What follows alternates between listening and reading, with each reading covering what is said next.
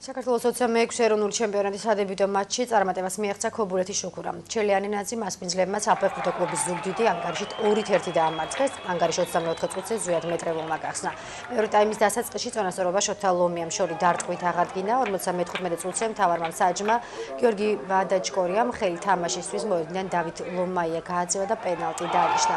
გიორგი ჩელებაძემ საჯარიმო ზუსტად შეასრულა. ბათუმის დინამო ეროვნული ჩემპიონატის პირველ ტურში დამარცხდა. დინამოელებმა სტუმრად 2-1 წააგეს რუსთავის მეტალურგთან. ზესტაფონმა დიდი ანგარიში ცლია გურიას 6-0, ხოლო ფოთის, კოლხეთისა და ქუთაისის ტორპედოს მატჩი სტუმართა გამარჯვებით 3-0 დასრულდა.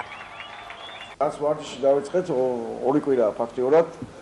არც ფეხბურთელებს ისე კარგად არ ვისმენ ფეხბურთელებს, რომ ჯერჯერობით მათი შეფასოდა ის რა შეუულია და ვირას აკეთებს მინდორზე, ესეც ვერ მოვასწარე. რაც მოვასწარეთ, ეს იყო ფაქტიურად. რაღაცა მოკლე პერიოდი ქონდა და იმ პერიოდში რაღაცა მაინც მოვახერხეთ. 2-1-ზე ქონდა ორი მომენტი, 3 ვერ შევაგდე და შეიძლება აქეთ გასულიყო გოლი და დღე დამთავრებული იყო. ფეხბურთი ყველაფერი ხდება. მადლობა ღმერთს, რომ გავიმარჯვე და პირველი 3 გოლა მოვიპოვე.